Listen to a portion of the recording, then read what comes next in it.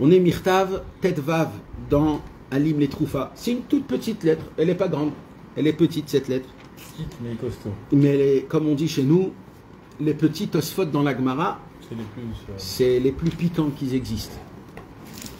Alors, il y a dans cette lettre des phrases et des mots que Rabbi Nathan va écrire qui ne sont pas habituels dans toutes les lettres. Mamash, ils ne sont pas habituels dans toutes les lettres. Et ça, c'est un chidouche qui est très très grand. Ça veut dire en fait, ça veut dire quoi, ce que je suis en train de dire? Vous savez, Rabbeinu nous a enseigné beaucoup le chemin de l'humilité, de pas parler sur soi-même. Regardez, dans toutes les lettres que Rabbi Nathan, il envoie normalement une lettre, c'est intime, tu racontes ce qu'il y a dans ta vie. Et on ne sait pas de ce qui s'est passé avec sa vie. Pour découvrir ce qui s'est passé dans sa vie, il faut déchiffrer. Qu'est-ce qu'il a dit ici? Maman, c'est très compliqué. Pourquoi? Rabbeinu nous a enseigné l'humilité. L'humilité, combien elle est grande. La petitesse, combien elle est grande. Qu'est-ce que tu parles de toi-même? Qu'est-ce que tu parles de ta vie, de ton histoire? C'est quoi? Il n'y a pas tout ça. Il n'y a que le Hémet, il n'y a que le Tahlit. Les gens, ils adorent raconter leur vie. J'ai fait, j'ai eu, et ainsi de suite. Et en vérité, il n'y a rien de... Mais maintenant, des fois, Rabbi Nathan, il sort de... Yotse Megidro, comme on dit. Il sort de son habitude. Et il dit 2-3 mots sur lui-même. Ça veut dire... Et là, quand ça se fait, ce lignan-là, c'est exceptionnel parce que c'est pas pour rien qu'il le fait, Rabbi Nathan. Quand il dit... Il y a une lettre, des fois, qui dit...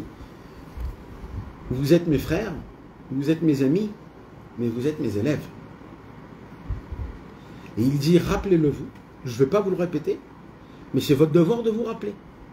Je ne vais pas vous le dire parce que Rabbeinu, il ne veut pas que ça se passe de cette manière. Mais rappelez-vous, vous, dans votre cœur. C'est vrai que Rabbeinu, c'est le patron, c'est lui le rébé de tous les rébés. Mais aujourd'hui, la façon, il y a une manière, il y a quelque chose. Vous êtes mes élèves. Vous prenez de moi, rappelez-vous de ça, rappelez-vous. Parce qu'il était énormément ignoré, Rabbi Nathan. Il était ignoré. Il avait à peine 30 ans, 35 ans. Il y avait les élèves de Rabbi Nathan qui commençaient à avoir 60, 70 ans de Rabbeinu. 80 ans. Ils étaient vivants. Ils avaient du lourd de Rabbeinu. Ils connaissaient Rabbeinu plus que Rabbi Nathan en année.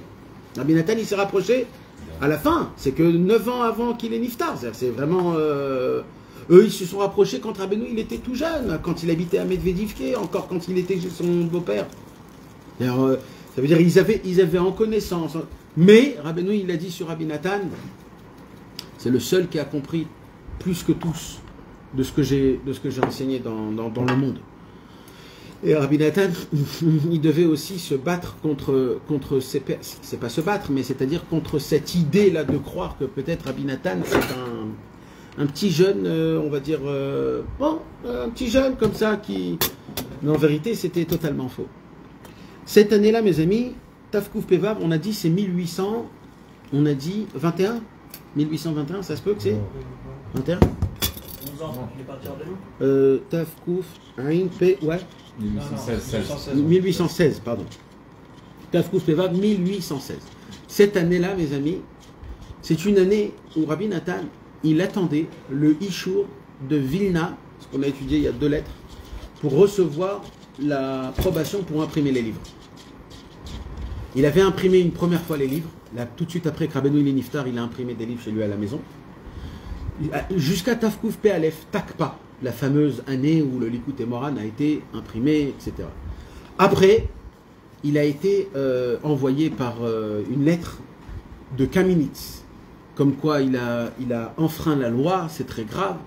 Et vous devez tout arrêter jusqu'à que vous recevez. Alors Rabbi Nathan, au début, il a eu peur, il a dit, bon, on a imprimé les livres, quelques livres, on va s'arrêter là, on va attendre le Ishur. Toujours Rabbi Nathan, il n'était pas... Il y a des gens qui sont très extrémistes, même que c'est la chose la plus importante, le tous, la plus importante au monde. Mais Rabbi Nathan, il a imprimé, après qu'on lui a envoyé une lettre en lui disant c'est très grave ce que vous avez fait, il a arrêté. Il a arrêté, et il a fait la procédure normale. Et il devait attendre donc un Ishur de Vilna en Lituanie pour recevoir le Ishur d'imprimer. Pendant ce temps-là, il ne pouvait pas imprimer. Et pendant ce temps-là, Rabbi Nathan, il attendait ça de manière très, c'était très dur pour lui. En fin de compte, cette année-là, en 1816, Bémet, il a reçu Mais cette année-là, mes amis, Rabbi Nathan, sa femme était très malade. Et elle est niftar en fin de compte. Et cette année-là, elle était très malade et Rabbi Nathan, il a passé énormément d'épreuves. C'est une des raisons pour laquelle on va voir que la première lettre que Rabbi Nathan il envoie à Rabbi Yitzhak en 1816, c'est-à-dire pendant l'année de Tafkouf Peva, c'est à Pessah. Ça veut dire, qu'est-ce qui s'est passé depuis Rosh Hashanah? On n'a pas de lettre depuis Rosh Hashanah. C'est une demi-année. Normalement, on a dit qu'il devait lui écrire une fois par mois. Là, la journée à Pessah, c'est la première lettre. Il était pas en voyage. Alors, c'est pas qu'il n'était pas en voyage, c'est que Rabbi Nathan, il était en train de chercher une solution pour essayer d'aider sa femme. Et ses enfants, ils venaient, ils ressortaient, ils prenaient, ils essayaient aussi d'être. Donc Rabbi Nathan, il était un petit peu pris cette année-là jusqu'à ici, Vaïkra c'est Mamash avant Pessah. Il était un petit peu pris avec tout ce qui s'est passé et c'était très dur pour lui. Alors on va essayer de voir ce qui se passe ici, ce qui est écrit maintenant. En plus de cela, il faut comprendre que Rabbi Nathan, il essaye d'imprimer les livres. En plus de cela, Rabbi Nathan, il essaye aussi de construire le Kloïs. Il essaye aussi de faire plein de choses cette année-là. Et il est en plein... C'est-à-dire, il y a plein d'événements. Alors, c'est pas pour rien que je vous dis tout ça, il va en parler de ça. Aouvai ve'achai. Cette lettre, Rabbi Nathan, il n'écrit pas à son fils Rabbi Yitzhak comme on a l'habitude. C'est une lettre qui est écrite à toute la famille de... Tout l'Anché Shlomenu dans la ville de son fils Rabbi Yitzhak. Alors il n'y a pas écrit ici mais je crois que c'était on n'est pas à Krominchok, c'était dans un autre là où il habitait juste avant. Aouvai ve'achai, mes bien-aimés, mes frères, Kvarizarti etrem, je vous ai déjà mis en garde. Vani mazir etrem od, et je vous mets en garde encore. Baruch Hashem Yom Aleph Vaikra Tafkuf Pevav. Le dimanche, Parashat Vaikra Tafkuf Pevav. Cette lettre, Rabbi Nathan, il envoie à ses élèves et il dit, je vous mets en garde 2 fois. Gvarizarti etrem, vani mazir etrem. Et je vous mets en garde. Od. C'est quoi? De quoi? Qu'est-ce qu'il faut faire? 2 fois on met en garde, mes amis. Rabbi Nathan, quand il nous parle de cette manière-là, il faut prendre nos oreilles et les agrandir les plus grandes possibles pour essayer de comprendre ce qu'il y a écrit ici. C'est vraiment important. Shetasimu liprem etev lechol advarim aovrim alenu ve'alai bipratiut. C'est énorme ce qu'il y a écrit ici. Faites très attention, ouvrez votre cœur, regardez bien tout ce qui se passe sur nous, tout ce qui nous arrive et surtout ce qui m'arrive à moi. Ah bon? Pourquoi? Qu'est-ce qu'il y a? C'est quoi le Inyan? Alors, qu'est-ce qu'il dit là, Rabbi Nathan? Il dit, Rabbi Nathan, ne vivez pas comme un animal. C'est-à-dire, tu vis ce que la vie t'amène. La majorité du monde y vit ce que la vie l'amène. Alors, un jour bien, un jour mal, un jour un problème, un jour une solution, un jour je me sens bien, un jour je me bats avec mes copains, un jour... ça veut dire... Il n'y a pas de... Ça dépend du contexte. Voilà. Maintenant, il dit Rabbi Nathan, c'est pas comme ça qu'il faut vivre. Comment il faut vivre? Comment un juif il doit vivre? Un juif doit vivre sa personnalité, pas dans son corps, mais extérieurement de son corps. On doit vivre de manière qu'on se met à l'écart de ce qui nous arrive et qu'on est tsofim, on est des tsofim, on est des téléspectateurs, des observateurs. Et ça, mes amis, c'est un chidouche qui est énorme, énorme. C'est quoi? C'est le bitoul que Rabbeinu il parle dans la Torah Samer Daled, Mer Boaz El Rout, où Rabbeinu il dit qu'un homme il doit faire un bitoul, c'est-à-dire il doit fermer ses yeux, il doit fermer ses oreilles, il doit fermer, et il doit s'annuler totalement à Kadosh Baruch Hu. Il y a un inyan comme ça, des fois, c'est écrit dans les Sifra Mekoubalim, c'est écrit que des fois, quand on est surpassé par les événements de la journée, ou alors on est pris, ou alors on est, etc., il faut des fois se reculer sur soi-même. Même dans l'Idbo des doutes, mes amis, c'est ça l'Idbo des doutes.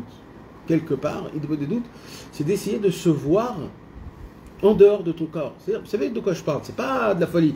C'est-à-dire d'essayer de... Le voyage astral, ils appellent ça. Voilà, sans que ça soit compliqué, hein. Je te parle un truc très simple, c'est-à-dire de te voir en haut. D'ailleurs, des fois, quand t'en peux plus, quand t'es vraiment fatigué, qu'est-ce que tu vas dormir? C'est comme si tu sors. Exact. Ta tête, elle sort. Exact. Et c'est ça le travail.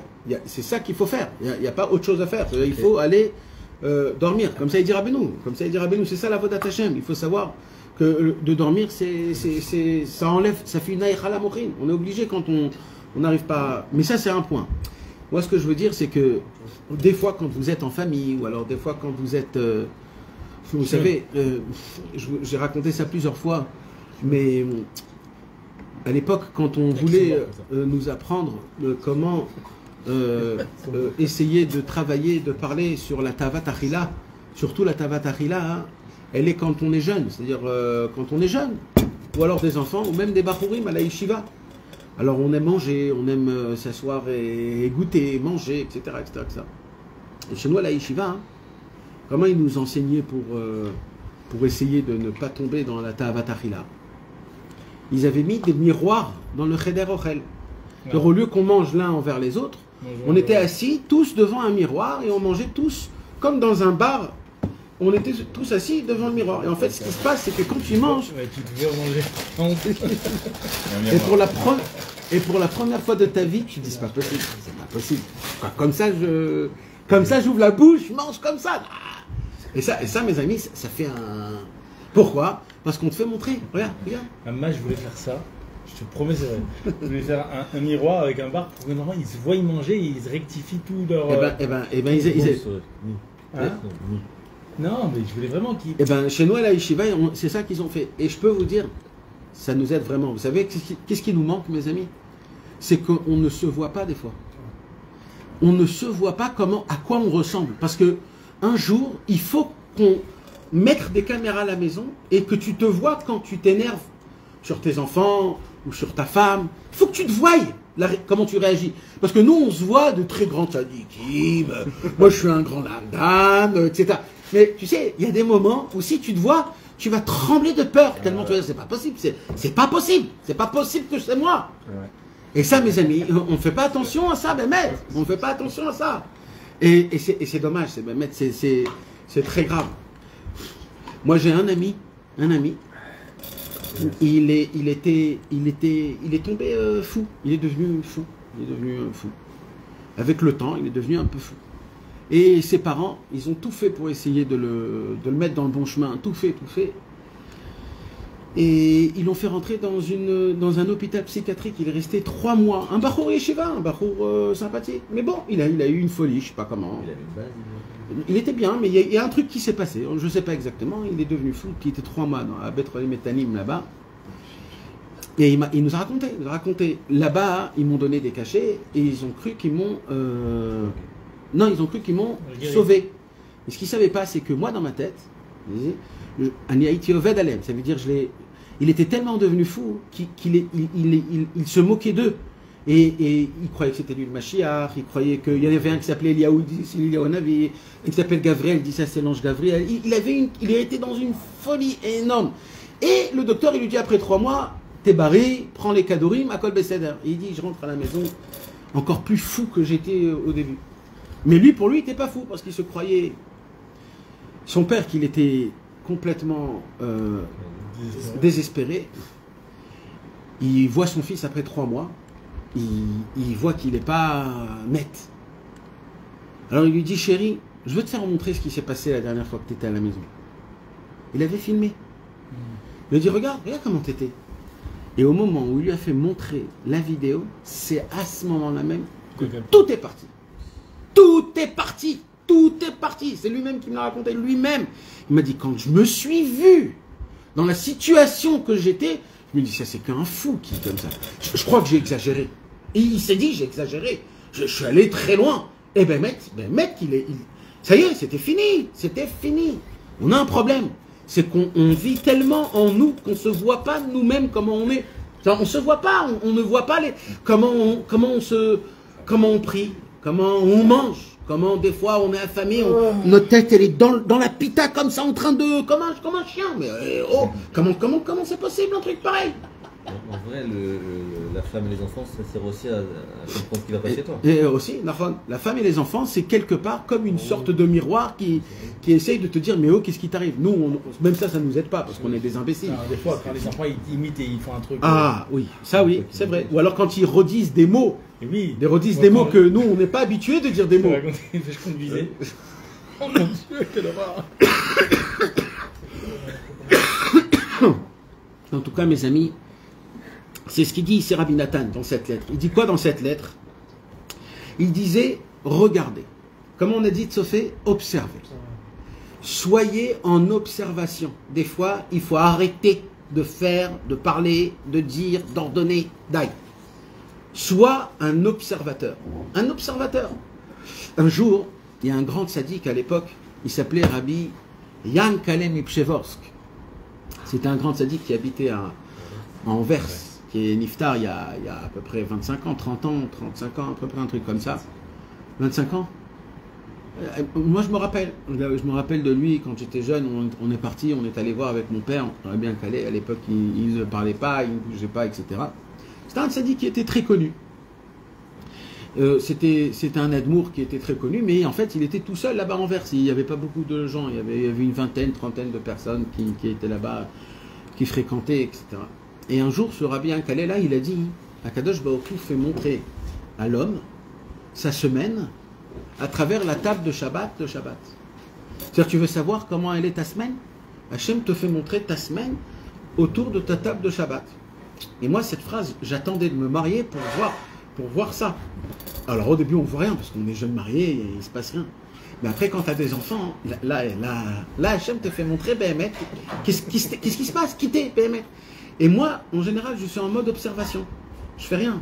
Juste, je regarde ce qui se passe, qu'est-ce qu'il y a, les bagarres, les trucs, et ça, et les salades, et cette salade s'est tombée, et ça a brûlé, et ça, et lui il veut chanter, lui il s'endort, lui il se bat.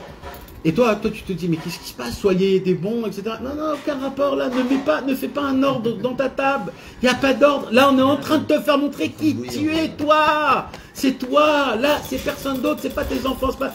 Tout, c'est toi, là. Là, c'est que toi. On te fait montrer exactement qu'est-ce que c'est. Et c'est quoi ton travail? C'est d'accepter et d'être joyeux. Et de chanter à table, comme si de rien n'était. L'homme échané, tout ce qui se passe, l'homme échané. Je suis là, je suis content, Baruch Hashem. Et vous savez comment on peut le faire, ça? Que quand on sort de soi-même, comme ce qu'on vient de dire ici. C'est-à-dire, quand tu essayes de te regarder d'en haut, imagine-toi que tu es en haut, là. T'es en haut, et on te voit d'en haut, comment tu te conduis, comment c'est... Et là, tu vas découvrir, Béhémet, tu vas découvrir combien c'est important, chaque petite chose. Tu vas dire merci à ma femme chérie, tu m'as fait des... Baruch Hashem, t'étais fatigué, t'as quand même fait des salades. Les enfants, merci, vous avez mis la table. Même s'ils n'ont pas mis la table. Moi, je dis merci à mes enfants, même s'ils n'ont rien fait. Merci que tu as mis, merci que tu as fait. Que vous avez arrangé, vous avez ordonné, vous avez aidé maman. Et de malasot. C'est parce que Béhémet, les enfants, ils voient que ça. Ils ne voient pas le reste. Et si tu n'es pas là comme il le faut, alors... Et là, il dit Rabbi Nathan, il se passe trop de choses, il dit Rabbi Nathan. Là. Il se passe trop de choses avec nous, que si on ne le voit pas, on est à côté de la plaque. Ça veut dire, il faut savoir qu'est-ce qui se passe autour de toi. Il faut que tu comprennes, il faut que tu voies la main d'Hachem, il faut que tu voies Akadosh Baruch Hu dans ce qui se passe. Et il dit, mais pas que chez vous, même chez moi. C'est-à-dire, même chez moi, il faut que vous regardez ce qui se passe avec moi. Et ça, mes amis, c'est très très beau ça. D'essayer de regarder ton maître et de voir que ce qui se passe avec ton maître, c'est ce qui se passe avec toi. C'est exceptionnel ce qu'il y a écrit ici. Je vous mets en garde que vous faites très attention de regarder ce qui se passe sur nous et ce qui se passe chez moi en particulier. Pourquoi il lui demande ça? Comment on vit ça nous aujourd'hui? Alors comment on le vit ça nous aujourd'hui? D'abord, toi tu dois voir ce qui se passe avec toi. Oui. D'accord? Alors déjà viens, on explique qu'est-ce que ça veut dire. Ça veut dire quoi? C'est quoi? C'est marrant parce que hier on a étudié ça à Mamash à Natania, dans Chaïmor. C'est quoi? Rabbeinu, il dit, il y a plusieurs vies. Il y a plusieurs vies. Il y a plein de sortes de vies. C'est quoi la vie? C'est quoi une vie? Il dit, Rabbeinu, la vie, c'est la Torah. C'est le date. Ça veut dire quoi? On va prendre un goy. Un goy qui descend en bas et la roue de la voiture, elle a été crevée. Comment il vit ça, lui? Oh là là, qu'est-ce qui m'arrive? C'est qui m'a fait ça? Je veux me battre contre lui. C'est qui? C'est encore... Bon, je comprends. C'est un être humain. Il vit la situation. Ça, c'est une sorte de vie. C'est une sorte de vie. Toi qui es juif orthodoxe, sans plus. Sans plus. Juste, tu sais qu'il y a la Emouna, il y a Hachem. Qu'est-ce qui va se passer? La même situation. Tu vas crier, tu vas dire des gros mots, etc., etc. Mais il y a un moment où là, d'un coup, la Emouna, elle va arriver. Et là, tu vas dire, attends, c'est Hachem qui m'a fait ça. C'est sûr que j'ai fauté, ou alors c'est une punition, ou alors, à Kol et Tova, peut-être il devait m'arriver quelque chose d'autre. C'est-à-dire tu vas prendre la situation et toi tu vas la vivre d'une autre façon. Mais ça c'est un degré de religion qui est simple. C'est comme trouver une siba, tu veux dire. Maintenant il y a un monsieur qui a plus étudié de Torah, qui est plus engagé dans la Emouna, qui vit encore plus. Lui, quand il va descendre et qu'il va voir la roue, il va dire ah, merci Hachem. Maintenant quoi? Il est fou? Ben mec, viens on pense. Il est fou. Il n'est pas fou. Alors qu'est-ce qui se passe? Il est certain dans son cœur que à Kol et Tova Behemet, et ce qui lui arrive, c'est pour pas qu'il lui arrive quelque chose. Il va chanter, danser, il va dire merci Hachem. Maintenant, il le vit vraiment. Mais même que ça fait du mal, hein. Ça ne veut pas dire que ça fait pas de mal, parce qu'il faut aller changer, payer, ça fait du mal. Mais là, comment il va le vivre? Il va le vivre de manière que c'est un srout énorme, énorme. Maintenant, on peut ça expliquer dans plein de choses. Donc on voit que un homme qui étudie la Torah, qui a du da'at, il vit une autre vie, mamash. Là, qu'est-ce qu'il dit Rabbi Nathan? Il dit comme ça: je veux que vous faites attention. Regardez bien tout ce qui vous arrive. Tout ce qui vous arrive. Parce que ce qui vous arrive, il y a une façon comment le vivre, que si vous savez la regarder, vous allez dire Hachem, combien t'es bon, combien t'es avec nous, combien t'es avec nous. Et si tu ne regardes pas ce qui t'arrive, tu ne peux pas dire ça à Hachem. Tu ne peux pas lui dire merci à Hachem. Donc il dit Rabbi Nathan, ne vis pas ta vie comme si c'est un dessin animé. Et un défilement. Regarde ce qui t'arrive. Reviens sur ce qui t'est passé la dernière fois. Regarde ce qui s'est passé. Comment tu t'es en sorti. Comment tu as vécu la chose. Comment tu as avancé. Regarde. C'est une sorte de bonnénoute. Ouais. Il boit des doutes, oui, vous dites la même chose. Mais là, Rabbi Nathan, il ne parle pas d'Idbo des doutes. Là, il dit Befirouj, Befirouj. Oui, l'Idbonen, Nachon. Là, il dit Rabbi Nathan. Soit acteur, pas spectateur. Exactement. Soit les deux, c'est-à-dire, soit et acteur, et surtout spectateur. Parce que il faut que tu sois observateur, que tu regardes ce qui t'arrive avec toi. Mais là, il continue une autre chose. Ve'alai bepratiut. Regardez ce qui m'arrive à moi. En bepratiut, c'est-à-dire en mâche. Ça veut dire quoi? C'est-à-dire que tout ce qui se passe le tzaddik, il y a un lien avec nous. Rabbi Nathan, c'est le Talmid de Rabbeinu, c'est le tzaddik à Emet. Donc ce qui se passe avec toi, c'est cachour avec le tzaddik à Emet, Torah Samervav. Rabbeinu il dit dans la Torah Samervav, c'est quoi un vrai élève? C'est un homme qu'il arrive à ressentir toutes les montées et les descentes de son maître. Et que là où il est, alors grâce à ça, il arrive à ressentir toutes les aliotes et les... Eh, c'est Bashgara, tout est Bashgara. Hein, on est des observateurs, les amis.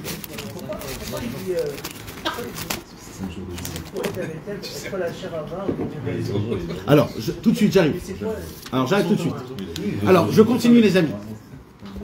Zicheru etev. Rappelez-vous bien. Et kol asher avar be'inyan hazeh. Tout ce qui s'est passé à ce sujet-là. Sur quel sujet on parle? On parle du sujet de la afat, c'est-à-dire de la fatsa, de l'imprimerie. Ce qui s'est passé, c'est que Rabbi Nathan, donc, il a imprimé une première fois, et qu'après qu'il a imprimé une première fois, il a été rapporté à la police et au jugement à Kaminitz, que c'était très grave. Il dit Rabbi Nathan, même lui, il avait très peur, il tremblait de peur qu'on l'attrape pas, de peur que je ne sais quoi. Et il a attendu. Maintenant, il a eu plein de problèmes avec sa femme. Sa femme était aussi en danger de mort. Et ses enfants, ils étaient un petit peu éparpillés. Le contexte de 6 mois qui s'est passé de cette année 1812, elle a été, on va dire, vraiment très spéciale. C'est suite à ça qu'il a été en prison? Après. C'est après ça. Après ça, en fait, il était en prison pour une raison qui était fausse, et quand il devait aller en prison pour une vraie raison, il n'est pas allé. C'est le Olam Hafour. Non mais j'en ai. En tout cas, il dit Rabbi Nathan quelque chose de très fort, c'est que j'ai passé 6 mois très, très fatigants, mais pas personnellement, c'est-à-dire même les élèves, même les enfants de Rabbi Nathan, tout la Chassidut Breslev, chacun, c'était une année qui était compliquée pendant ce mois-ci-là. Alors Rabbi Nathan, tous les élèves, ils font quoi? Ils envoient des lettres à Rabbi Nathan pour essayer de dire Rabbi Nathan, Makorepo, qu'est-ce qui se passe? Non, c'est 1826, je t'ai dit 16, 1826. Ah, c'est 26. Hop, c'est vous qui le savez, moi je... 25-26, j'ai regardé. 26. Alors 26, 1826, c'est d'accord. Donc c'est 1826, cette année où c'était compliqué, on va dire. Et bah oui, puisque Rabbeinu il est niftar en 1816. 11. Ouais. Top, mais donc c'est ça ce qu'il dit. Alors Rabbi Nathan il dit voilà, on a eu des problèmes, on n'a pas eu toutes les solutions, on passe des choses, alors il ne faut pas le vivre comme un animal. Tout ce qui t'arrive, c'est Bashgacha Pratit, c'est la providence divine. Tout est fait en mesure, tout est fait, et en plus de cela que tout est fait en mesure, il y a un lien, comme une étoile d'araignée, où ce qui nous arrive, nous, c'est en lien avec nous. Et ça, c'est un chidouche, mes amis, que Rabbeinu il écrit ici. Nous, on est des chaverim. Même si on ne s'appelle pas tous les jours pour savoir comment ça va, mais on a un lien. On a un lien. D'accord? Il y a un lien que quand on se voit, on va dire, il y a un pourcentage qui... Même si on ne le ressent pas... C'est-à-dire si on entend quelqu'un qui galère. Alors attends, d'abord quand quelqu'un... Déjà... je parle par exemple les Rassidé Breslev, on a tous un point commun, c'est notre maître, Rabbi Nachman, etc. Maintenant, ce Inyan-là, que tu le veuilles ou pas, on est lié avec un fil. Ce fil, il est peut-être tout petit, il peut se craquer, mais tu es cousu à travers ça. On est lié, c'est un fil qui est tout petit, à travers Rabbeinu. On sait, on se voit au Rosh Hashanah, on étudie les mêmes livres, on connaît les mêmes délires, on sait de quoi on parle, on peut se parler, on se comprend, etc. Ça veut dire, même si on ne se connaît pas à fond, même si on ne s'aime pas à fond. Eh bien, il dit Rabbi Nathan, parce que ce fil-là, il est lié avec nous, ce qu'on va passer dans notre vie personnelle, c'est lié aussi les uns avec les autres. C'est un chidouch atzum, ça. Et pour cela, on peut s'entraider. C'est une raison que on doit aussi regarder ce qui se passe chez les uns et chez les autres. Sans bien sûr, vous comprenez, je ne parle pas maintenant de fouiller. On entend, tu sais, il y a des gens, ils passent, ils ont des problèmes. Il souffre de ça, il souffre de ça. On entend qu'il y a des problèmes, on entend. Il faut savoir une chose, il dit Rabbi Nathan, Tistaklou, regardez bien comment les choses y sont. On est liés, Zirou et Tev. Il dit Rabbi Nathan, rappelez-vous de tout ce qui s'est passé cette année, 1826. Rappelez-vous, avec chacun. Kol Asher Avar Beinyan Azeh, tout ce qu'on a passé sur ce sujet-là, le sujet, il parle de la façade, de la fatsa. Que en vérité, si on creuse un peu, c'est quoi qui a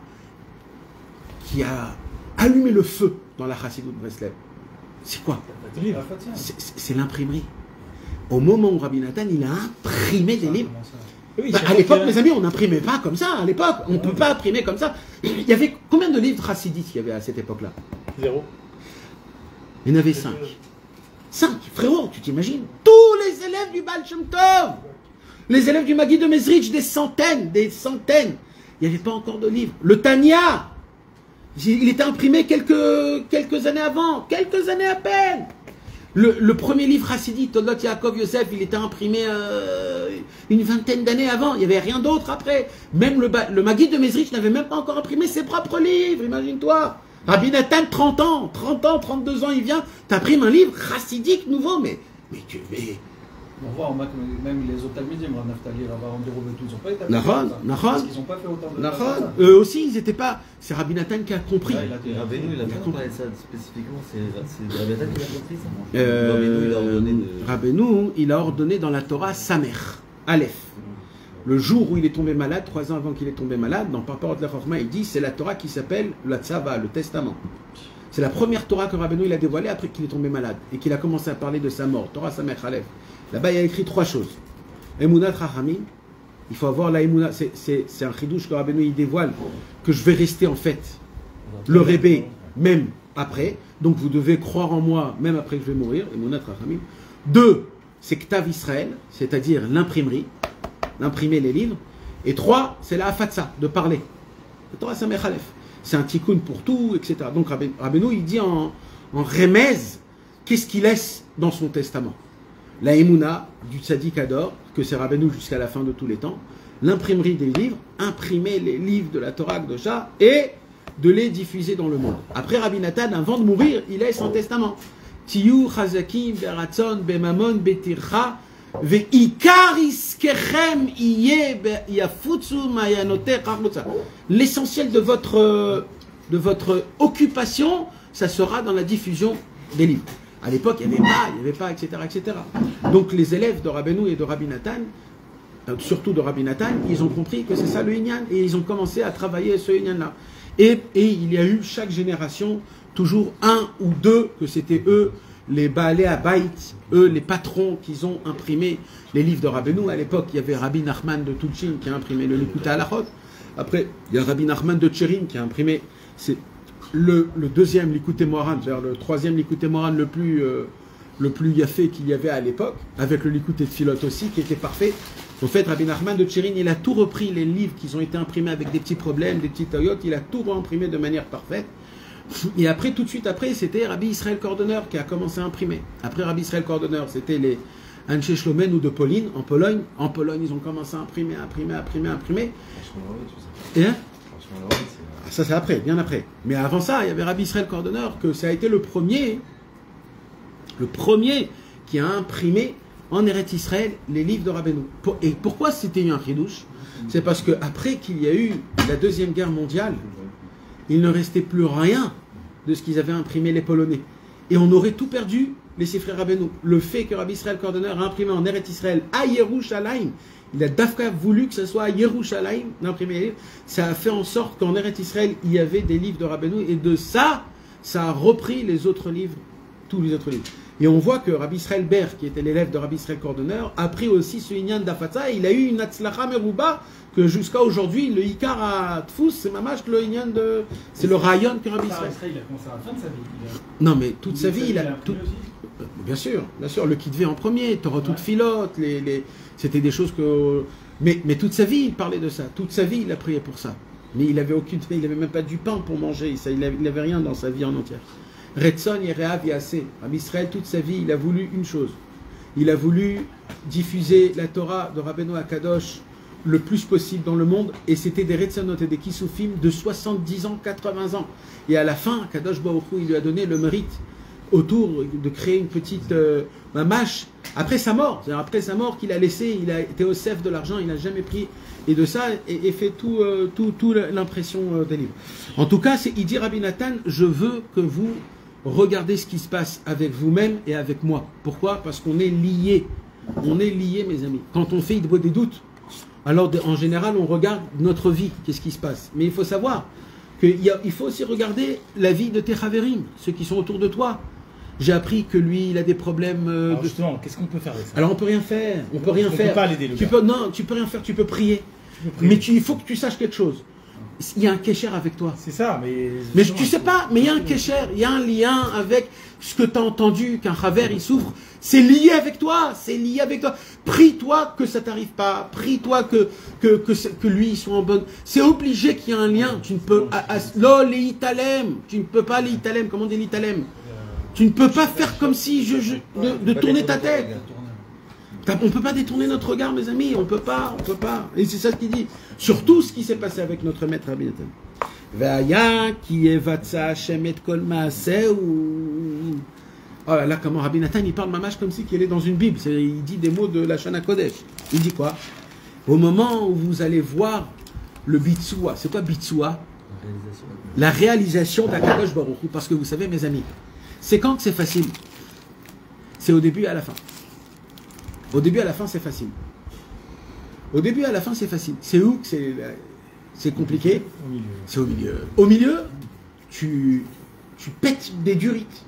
Tu sais plus ce qui se passe. Tu peux chas v'shalom. Mais au début et à la fin, des problèmes ou des malheurs ou même des bonnes choses. Le début et la fin, il y a le tachlit. Il dit Rabbeinu, c'est la Torah 18 du Likutei Moharan. Sauf maaseh b'marshava trila. Chaque chose, dans le commencement et à la fin, il y a le tachlit. Donc c'est facile quand il y a le tachlit. Le tachlit, c'est Hachem. Tu sais que tout est bien, tout. Mais le problème, c'est quand tu rentres dans le vif du problème, quand tu es au milieu du problème, où c'est éloigné le plus du tahlit, là tu te dis, mais pourquoi je souffre? Pourquoi Hachem il me tape? Mais pourquoi? Il dit, Rabbeinu, pourquoi tu pètes? Pourquoi tu n'arrives plus? Il dit, comme tu es au milieu du tahlit, c'est-à-dire tu es le plus loin du tahlit, alors tu souffres énormément. C'est quoi le tahlit? Je vous explique juste très vite fait, je vois que vous ne comprenez pas trop. Posez-moi des questions quand vous ne comprenez pas.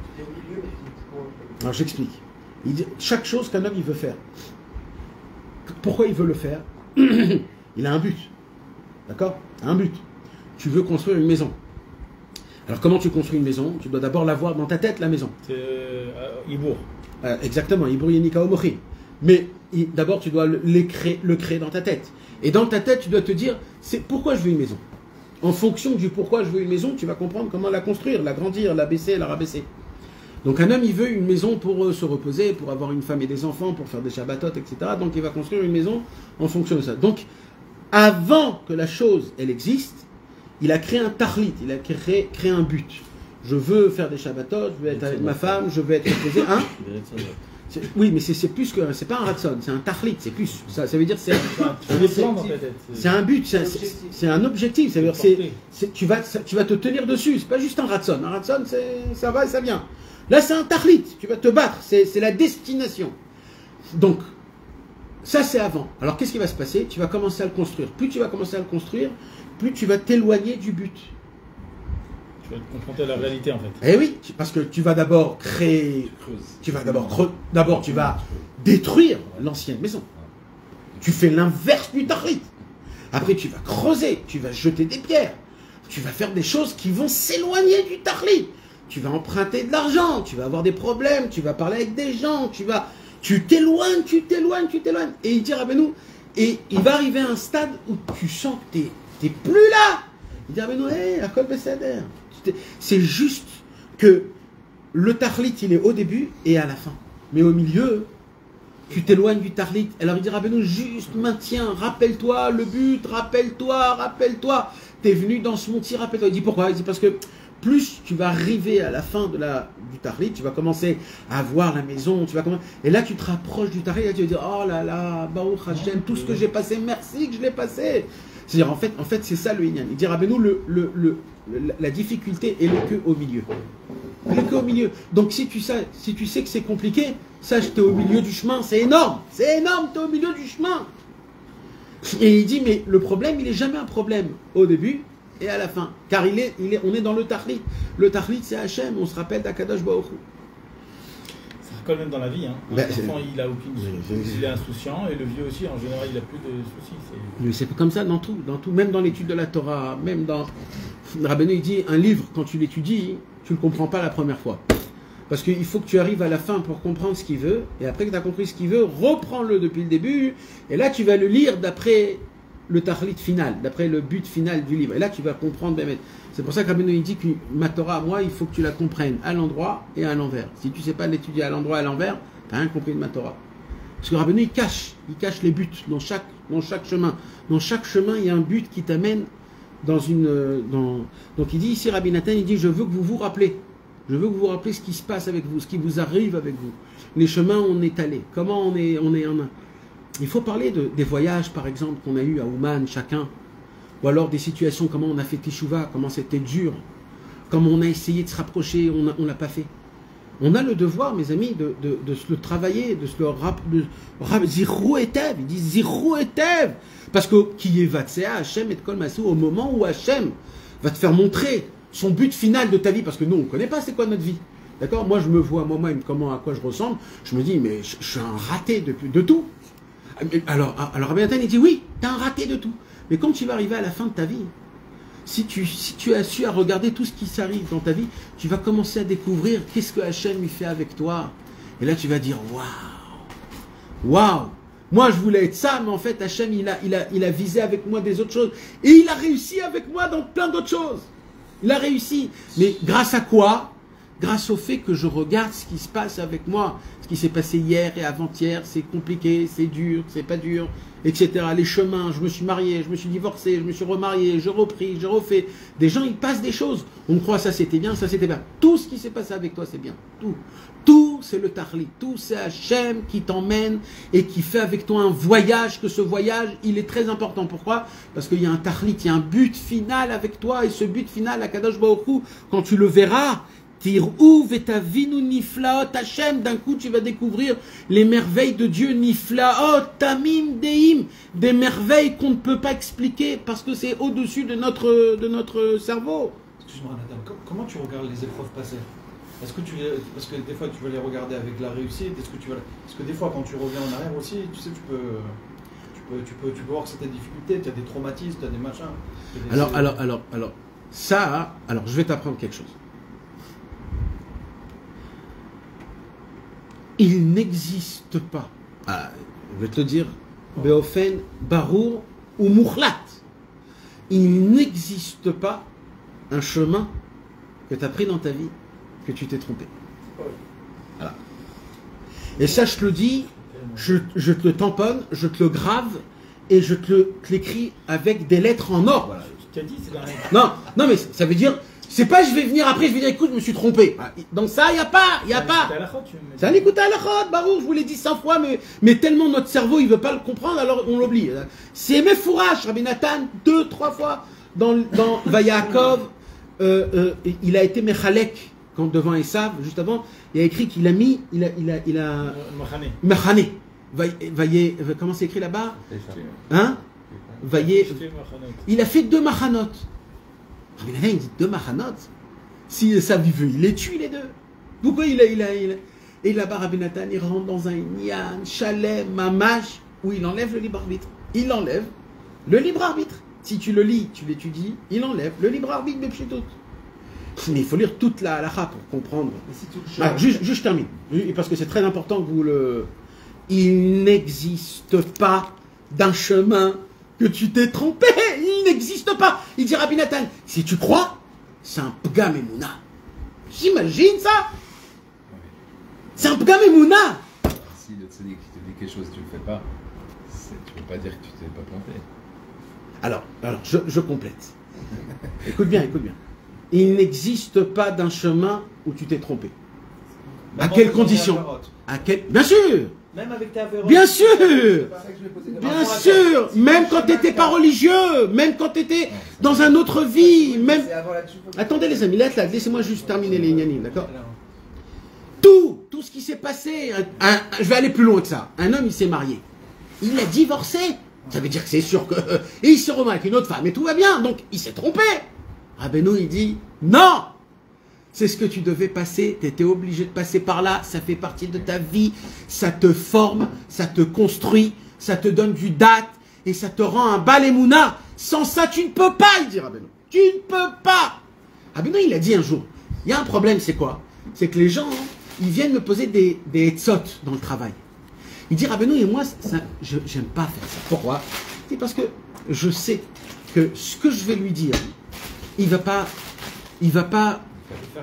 non, ça veut dire, il va pas réussir. Mais ce qui sait pas, le monsieur, c'est que justement, cette pas réussite pour lui, moi je l'appelle une réussite. Parce que cet homme-là, pour apprendre, il doit investir là et perdre son argent. Hachem va l'aider plus tard, mais il doit passer par là parce qu'il y a une base dans sa tête qu'il faut qu'il s'ouvre. Il y a quelque chose dans son cœur qu'il faut qu'il s'ouvre. Tout ça, c'est une condition. C'est à quelle condition que tu ne trompes jamais dans ton chemin? Il y a une seule condition. Que tu es ma'amin be'Hashem itbarach she'akol etova.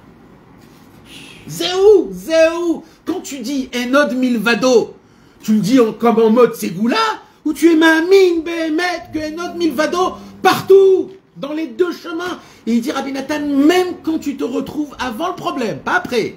Parce que c'est facile de dire après le problème à Koltov, etc. Mais Rabbi Nathan, il te dit qu'avant le problème, tu as 2 chemins. 2 chemins. C'est quel chemin que je dois prendre? C'est quoi le chemin que je dois prendre? Il dit Rabbi Nathan, les 2 chemins, ils sont bons pour toi. Il y a des exemples de Rabbeinu. De quoi? Le Abraham qui avait dit tu dois être un schnorrer. Il a dit non, Il n'a pas voulu écouter Rabbeinu. Après, il a perdu tout son argent, il est devenu un shmaror, mais Rabbeinu a dit maintenant un shmaror sans kabod. Avant, s'il a fait ce que j'avais dit, il aurait fait du kabod. Ouais. Et tu vois, le Rav de Tchérin, il a regretté d'avoir pas été talmid de Rabbi Nathan. Donc il y a des. Tu vois qu'il y a des choses. Bon, après, grâce à ça, il a fait plein de choses. Mais il a regretté. Si alors je vais t'apprendre, si Rabbi Nachman de Tchérin, il serait proche de Rabbi Nathan, jamais on aurait eu le Hotzar Haïra, jamais on aurait eu le Parpar. C'est ça, mais c'est ça qui a fait qu'on a le Hotzar Haïra aujourd'hui. C'est que d'un bien, d'un mal, il y a le bien, et c'est ça le tikkun en vérité. C'est ça ce que je suis en train de te dire. Moi, je suis en train de te dire quelque chose de très profond. C'est très profond, ça. Ça, les gens ne le comprennent pas, mais en fait, tout le mal qu'on a, tout la saleté qu'on se salit, c'est pour nous faire découvrir en nous une saga plus grande qu'elle n'existait pas avant. Ce que tu dis là, c'est exactement ça. C'est-à-dire que le Rav de Tchérin, il s'est rendu compte qu'il s'était trompé. Voilà. Il était métaquet. Voilà. Mais il s'est rendu compte qu'il y avait un problème. Vadaï, non, Vadaï, je parle pas. Là, je parle en entend. Tu dis si c'est bon. Non, Vadaï. Moi, ce que je parle d'une personne, homme ou femme, qui a de la conscience. C'est-à-dire qu'on doit être attaché à Rabbeinu, et grâce à Rabbeinu, il nous fait montrer les deux chemins. Exactement. Ça veut dire, et il y a un date que Hachem ou à Elohim et Enod Milvado, et que Akadosh Baruch Hu, il est partout avec moi, et celui qui croit que je me suis trompé dans mon chemin, il est kofer ba Hachem, parce qu'il dit qu'Hachem, il n'est pas avec moi dans mon chemin.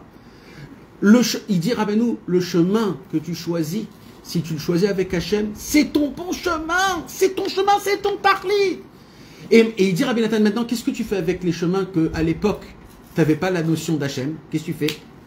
Un homme, il a vécu jusqu'à 30 ans comme un goy.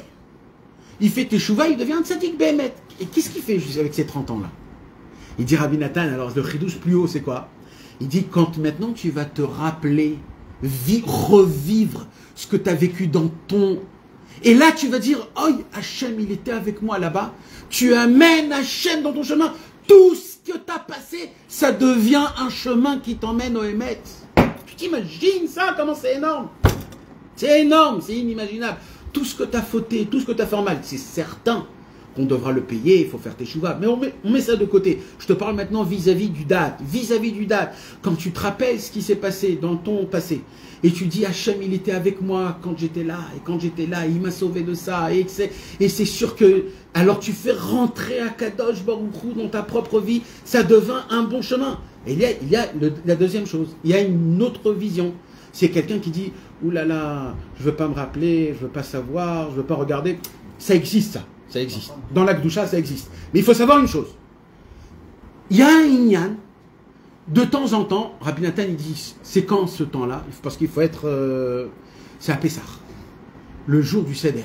Le jour du Seder, comme on est en Mochin de Gadlut, il dit Rabbi Nathan, c'est le moment d'aller creuser. Creuser, il dit. Creuser dans ton passé. Te rappeler des choses.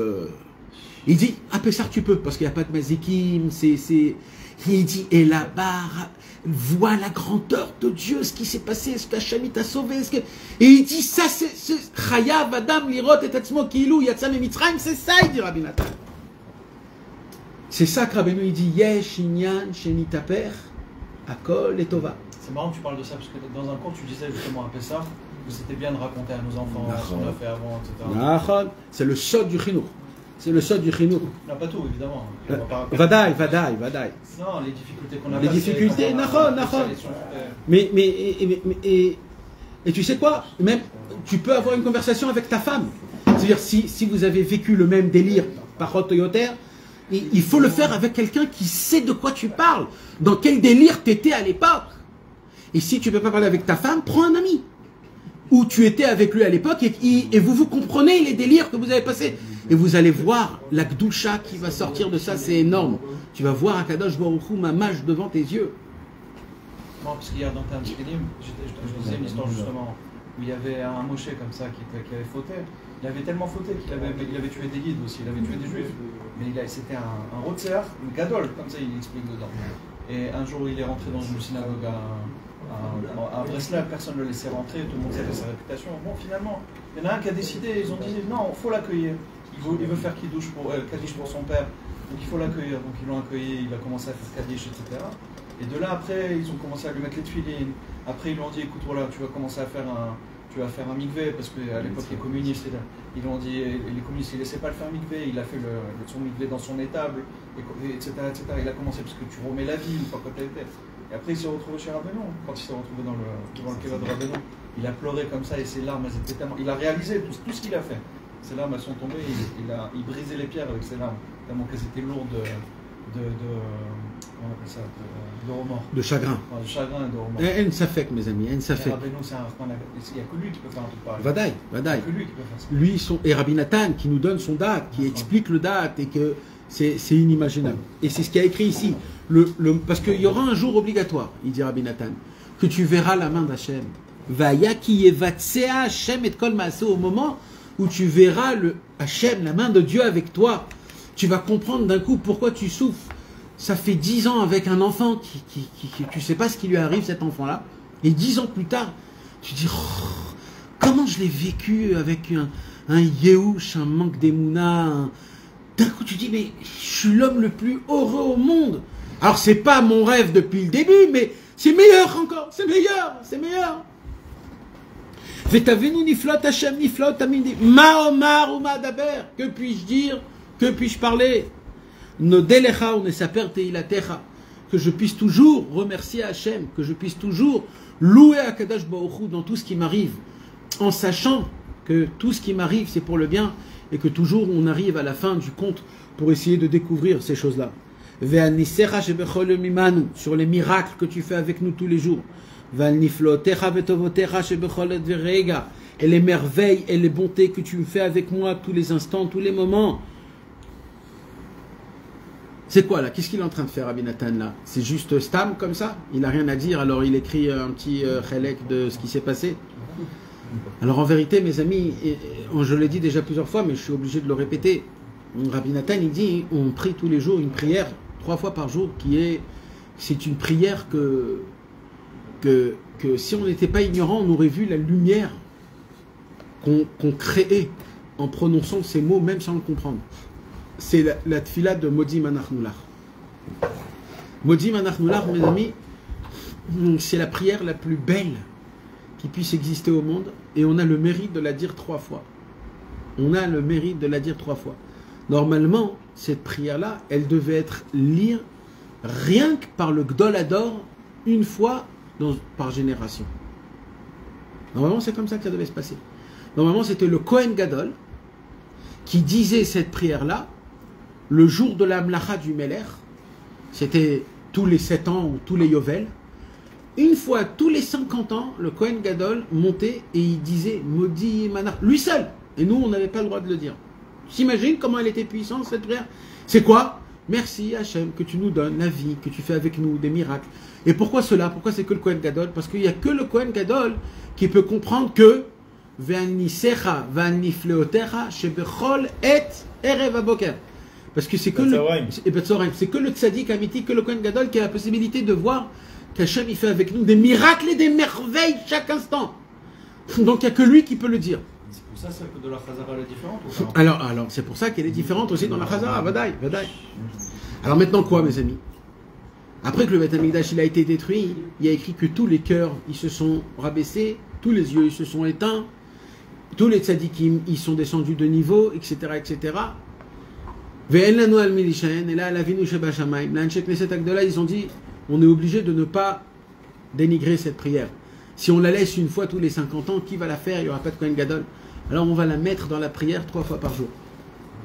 Et il y a écrit que c'était un Yom Tov. Ce jour-là, c'était un Yom Tov. C'était tout Béhav. C'était un Yom Tov qu'ils ont fait de faire rentrer Modim. Et aujourd'hui, nous, on est là pour nous, Modim. Des fois, je vois les gens, ils font avec leur tête comme ça. Modim. Tu t'endors ou qu'est-ce qui t'arrive? Il y a écrit qu'il faut que ton dos en entier, il faut qu'il soit courbé. Il faut qu'il soit courbé, que c'est le seul moment où tu dis merci à Hachem, Mamash, tu dis merci à Hachem. Alors tu le fais comme ça, tu crois que ça lui fait quelque chose à Hachem, que tu fasses comme ça ou comme ça? Pourquoi il faut se courber? Sachez-le mes amis, si on ne se courbe pas, on ne comprend pas c'est quoi le merci. Et être debout. Et être debout, Vadaï. On ne sait pas c'est quoi le vrai merci. C'est pas un merci, merci Hachem pour ce matin, au dernier, etc. Non, il faut que tu comprennes. Je me courbe totalement, je me rabaisse, je me soumis sur toi, Kadosh Baruch Hu, et merci de tout, car tout c'est toi. Il dit ici, on ne fait pas attention à ce qu'il y a écrit. Et c'est ça ce que je vous demande, il dit en fait Rabbi Nathan. Ce que je vous demande, c'est comment vous pouvez remercier Hachem en regardant ce qui se passe dans votre vie, dans tes problèmes, comment il t'a sauvé, même avant, même à l'époque. Même si tu crois, par exemple, il y a des gens qui croient qu'eux, ils se sont mariés avec des femmes qui sont antipathiques, voilà. Ils sont certains de ça. Et ils sont certains que c'est... Ou alors des femmes qui croient qu'ils se sont mariés avec des maris un peu foufou, et un peu Breslev, un peu comme ça. Et ils se disent, bon, c'est ma vie, qu'est-ce que tu veux que je fasse? Je ne vais pas me divorcer à cause de ça. Et ils vivent toujours dans leur remords. Mais, des fois, ils se disent, combien même, ça peut que être mon mari, ça peut être que ma femme, parce qu'un mec comme moi, personne pourrait me supporter, on se voit très bien. Alors il joue dans les deux, on est dans les deux chaises, ça veut dire une fois. Alors il dit Rabbeinu, il dit Rabbi Nathan, regarde même tes problèmes et dis merci à tes problèmes, parce que tu sais au fond de toi, Bémet, que c'est ça qu'il te fallait et pas quelque chose d'autre. C'est cette maison qu'il te fallait, c'est ces enfants qu'il te fallait, c'est cette ville qu'il te fallait, et ainsi de suite, chacun dans son inyan, dans son délire. Si Dieu le veut, ça fait 2 fois qu'on le voit dans les Mitroufa, ça. Que quoi? Que chez Avole Beiti, quand je viens chez moi à la maison, à sa père Lecha Meat Misère, je te raconterai mon voyage. Pourquoi? Parce que c'est très important de parler de ce qui m'est arrivé. Il faut parler. Au lieu qu'on parle des bêtises et de la politique et du business et de l'argent, etc., ce qu'il faut parler, c'est des choses qui nous ont arrivées. Des choses qui nous ont arrivées. Quand tu vois un ami, tu sais, il m'est arrivé ça, il s'est arrivé ça. Chas de Hachem, combien Dieu est grand. Il dit, quand je viens à la maison, je vais venir et je vais te raconter tout. À sa père Meat Misère, à Lo Akol, je ne peux pas tout te raconter. Qui Yev Charles et sa père Beshum Ofen. Je ne peux pas te raconter ce que j'ai dans mon cœur, combien je vois Hachem dans tout ce qui m'arrive. Par contre, celui qui veut voir Hachem à travers mes histoires, il pourra voir Akadosh Baruch Hu. Parce que tout c'est en fonction de ce que tu as dans ton cœur. Tu peux raconter un problème à un voisin et le voisin il va dire qu'est-ce qui me pompe la tête, qu'est-ce qu'il veut encore, qu'est-ce qu'il veut me raconter, et alors que c'est un truc, et alors que ça, et alors bon allez je vais dire ok. Il y a une façon comme ça. Et il y a une deuxième façon, c'est un homme qui veut découvrir Akadosh Baruch Hu à travers tout. Quand un ami il va venir, il va lui parler, c'est certain que ce qu'il va lui raconter, il aura un siman et un remez mishamayim. Parce que mes amis, comment fonctionne? Comment le langage d'Hachem fonctionne? Les gens ils disent ouais, il vaut des doutes, c'est quoi? Tu vas chez Hachem, tu demandes pardon, tu dis merci, tu demandes des bakashot et aussi tu poses des questions. Dans il vaut des doutes, il y a aussi un keta, une léchonite où on pose des questions à Hachem. J'ai des questions. Je voudrais que tu me réponds. Qu'est-ce qu'il faut que je fasse? Plus de tfila, plus de Torah, plus de kivret tzadikim, peut-être il faut que je travaille, peut-être il faut que je danse, peut-être il faut que je fasse de la fatsa, peut-être il faut que je sois avec ma femme. Je sais pas, Hachem, éclaircis-moi s'il te plaît, éclaircis-moi.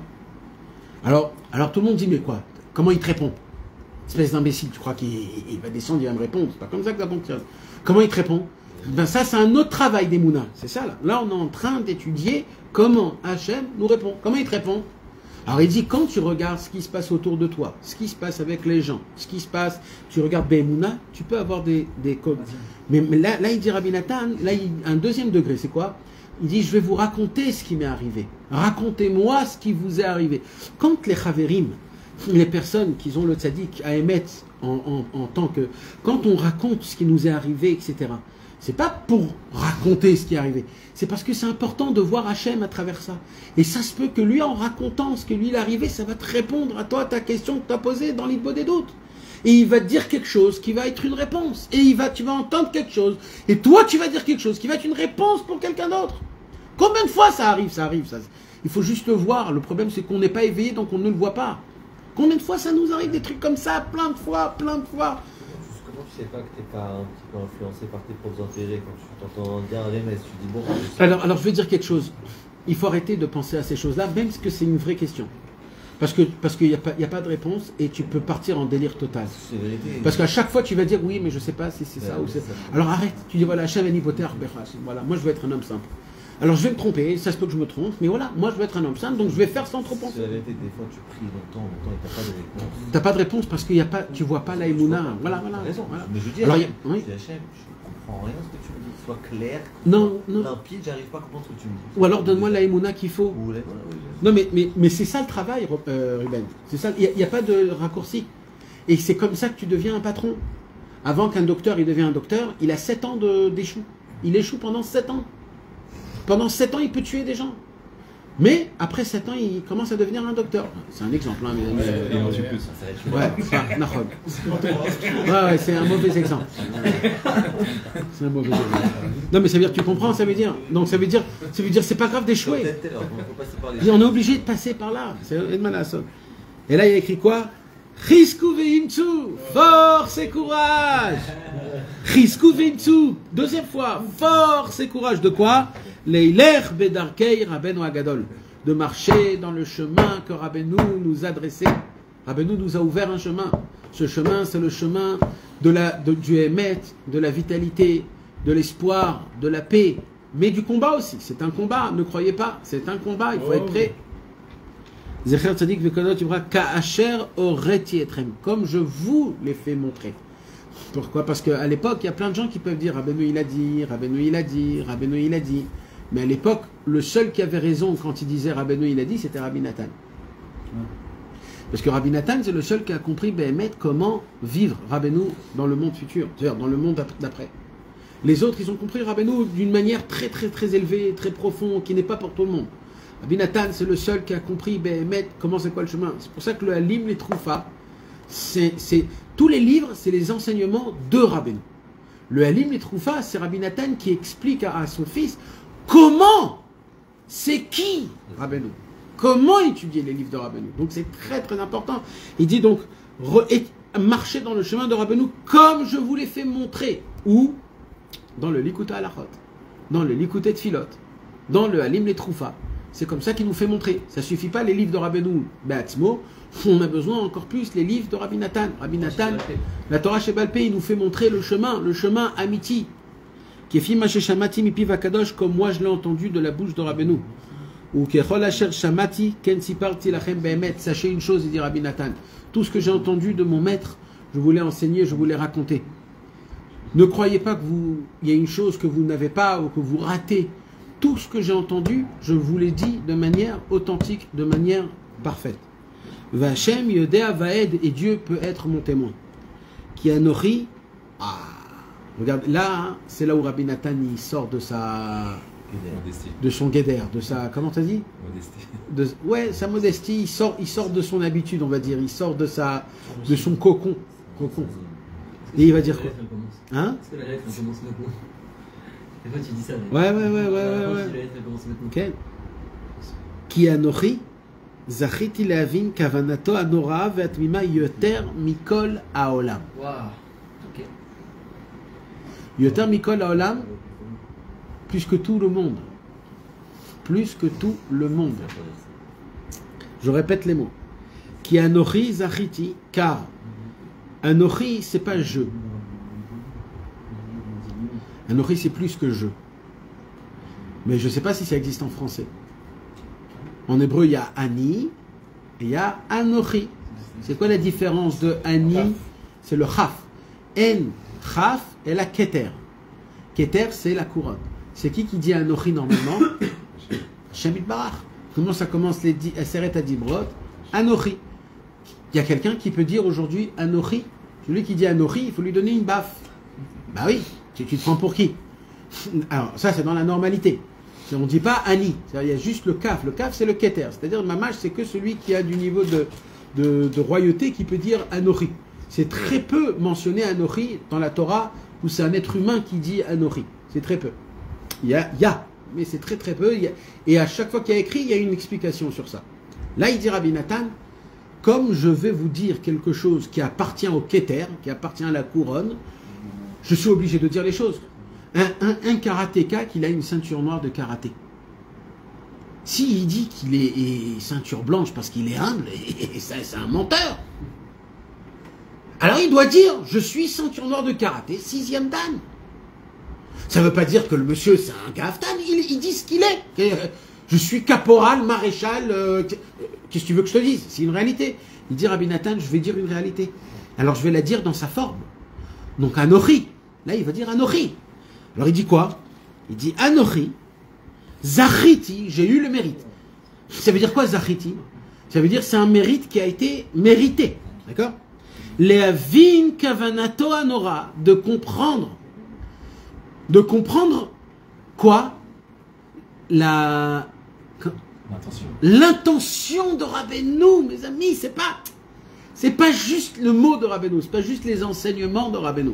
C'est de comprendre ce que Rabbeinu il avait dans sa tête, la kavana, son intention. L'intention de Rabbeinu. Kavanato anora, et là il y a un mot qu'il n'ait aucun rapport. Ve'at mima. Intègre. Timima, on peut dire parfaite, on peut dire simple, on peut dire intègre. Je ne sais pas exactement le mot, c'est quoi. Mais où il est le lien là? Il aurait pu dire, je suis le seul qui a compris l'intention du tzaddik plus que tout le monde. L'intention du tzaddik intègre. Atmima. Pourquoi il rajoute le mot atmima? Parce qu'on peut comprendre Rabbeinu à travers à travers la sagesse, à travers la profondeur, à travers des remazim, à travers des sodotes de la Kabbalah. Il dit Rabbi Nathan, mais moi j'ai atteint le niveau de compréhension envers Rabbeinu Akadosh du niveau le plus élevé possible. C'est la tmimout. C'est la simplicité. La simplicité. De comprendre les paroles de Rabbeinu dans sa simplicité. Car j'ai compris que Rabbeinu Akadosh, le niveau le plus élevé de lui, qu'on peut parler de lui, c'est en étant simple. C'est pour ça que c'est un mot qui est intègre, parfait, simple. C'est les mêmes mots, c'est le même mot. Ça veut dire, moi j'ai compris Rabbeinu, pas en te montrant la lame d'Anout, pas en te montrant la Kabbalah qu'il y a dedans, pas en te montrant les secrets profonds des guimatriotes, etc. Il y a aujourd'hui des gens qui te font montrer à travers le Likutei Moharan des trucs de folie, quoi. Si tu comptes tous les 13 mots, chaque mot qui sort, tous les 13 mots, tu deviens fou. Alors Rabbi Nathan, il dit, moi, ma grandeur, c'est que j'ai découvert, je connais l'intention de Rabbeinu au niveau de sa simplicité. Et Rabbeinu, il a dit, le plus haut niveau de tous les niveaux, c'est la Tmimout. C'est ça ce qu'on va atteindre. Donc, plus Yotar Mikol Haolam. Mikol Haolam, c'est présent. Yotar Mikol Haolam, ça veut dire c'est en présent. Ça veut dire jusqu'à la fin de tous les temps, le seul au monde qui a compris Rabbeinu Akadosh, tout le monde, quoi qu'il soit, il n'y a personne qui pourra atteindre un niveau plus élevé que Rabbi Nathan de compréhension envers Rabbeinu. Ka'asher, et il dit Rabbi Nathan, Ka'asher, et id alay beferush befemale kama pe'amim. Et ça, c'est pas moi qui le dis, c'est Rabbeinu qui l'a dit plusieurs fois devant des témoins, plusieurs fois. Vaïka. Donc, pourquoi je vous le dis ça? C'est pour que tu comprennes quelque chose. Quoi? Titrasku be'at filot. Renforcez-vous dans les prières. Dans quelle prière il parle? L'écouter de filot. Renforcez-vous dans les prières. Mes amis, c'est énorme. Il nous renforce dans le l'écouter de filot. Il ne dit pas ça sur le l'écouter de sot, il ne dit pas ça sur rien d'autre. Il dit titrasku be'at filot. Et Vesicha beno leven kono. Et dans Hitbo des doutes. Donc il y a un travail de faire Hitbo des doutes. Et il y a un travail pour le l'écouter de filot. Un ne vient pas sur le compte de l'autre. Comme ça c'est écrit dans l'Akdama du l'écouter de filot. Le Vadaï. C'est l'Akdama du l'écouter de filot. Il dit Rabbi Nathan, j'ai écrit ce livre. Pas pour qu'il remplace l'Hitbo des doutes. Car l'Hitbo des doutes, il doit être fait, il doit être dit, il doit être prononcé tous les jours, 1 heure par jour. Et c'est très important. Et le l'écouter de filot aussi doit être lu, etc. Chacun. Ou les bli, l'ipol, mishum, davar, sheba olam. Ne laissez pas, dit Rabbi Nathan, les événements du monde vous faire tomber. Parce que quand c'est dur, sachez que vous êtes juste au milieu du chemin. Et comme vous êtes loin du tahlit, du début et de la fin, donc c'est pour ça que c'est dur. Vous attaquez Kélim, c'est Kélim contre les deux tables de tahlit, il y a fait meod, il y a fait meod, il y a fait meod, il y a fait meod. C'est ça le Kéli, Chazak. Tu vois, il faut venir. C'est de toi, c'est de toi. Je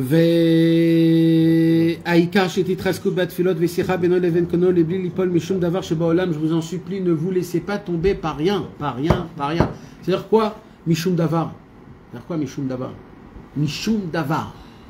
Une parole. Même des tzadikim. Même des tzadikim. Des fois, tu vois qu'il y a des tzadikim, ou alors ils vont te faire une remontrance, ou alors tu vois leur service. C'est quand que moi je vais pouvoir de temps en temps goûter un peu la Vodat Hashem. Tu te vois, tu es complètement à la panine, complètement. Tu te lèves tard, t'as pas envie, t'as pas de goût, t'as rien. Tu te dis, Maïe Hashem, Maïe. Tu vois dans les livres de Rabbeinu, même de Rabbeinu, tu te vois combien t'es loin. Il dit, Al tapil et tatzmecha mishum davar. Rien, même du tzaddik à émettre. Et ça, c'est écrit dans l'écouté de Tfila, dans la Tfila, sur la Torah de Echadaya Avraham. C'est un chidouche. C'est pour ça que je vous dis qu'un homme ne doit pas se faire tomber, même du tzaddik lui-même. Même du tzaddik lui-même. À plus forte raison de tes dimionotes, du Yetzerara qui te dit que t'es un chakran, que t'es un menteur, que t'es un. Shum davar baolam, shum davar baolam. Rien doit te faire tomber. Rien. Rak li trazek ou li tradesh. Juste de se renforcer et de se renouveler. Se renforcer, se renouveler, comme si de rien n'était. Je reprends tout dès le début. Tout bien, tout bien. Bechol et tamid, chaque instant. Veillez termiser, plus que ça. El pnaï la rire, on ne peut pas. J'ai pas le temps à écrire. Divrei o aefrem behemet la netzar. Voici les paroles de votre bien-aimé. Il parle de lui. Qui vous aime vraiment à l'éternité. Amedaber behemet minekuda atova shebalev. Tout ce que je vous ai dit, c'est du bon côté de mon cœur. C'est par amour que je vous dis tout ça. Ametsape lismor beishoatrem. J'attends de me réjouir de votre délivrance, que vos problèmes, que vous me dites qu'il n'y a plus de problème. Baiser ou baba la netzar. Dans ce monde-ci, dans le monde futur, à l'éternité. Nathan Anna. Quelle belle lettre. Quelle belle lettre. Ashrenu shezachinu. Ashrenu shezachinu. Force et courage. Risque ou vim. Risque ou vimtsu. Ashrenu shezachinu baruch Hashem.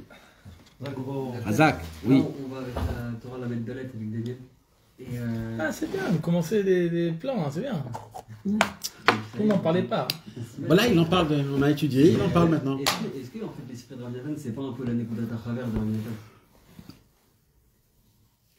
Lui, il te parle du tzaddik. Tu vois. Et lui, il réveille la Nekudat du tzaddik en. Ça, c'est la Nekuda du tzaddik, c'est pas la Nekuda du Chaver. D'après les secrets de Rabbi Nathan? C'est aussi la Nekuda du tzaddik. Ne crois pas une seconde que tout ce que Rabbi Nathan il écrit, c'est du Rabbeinu Atzmo Mefourash. Rabbi Israël l'a dit.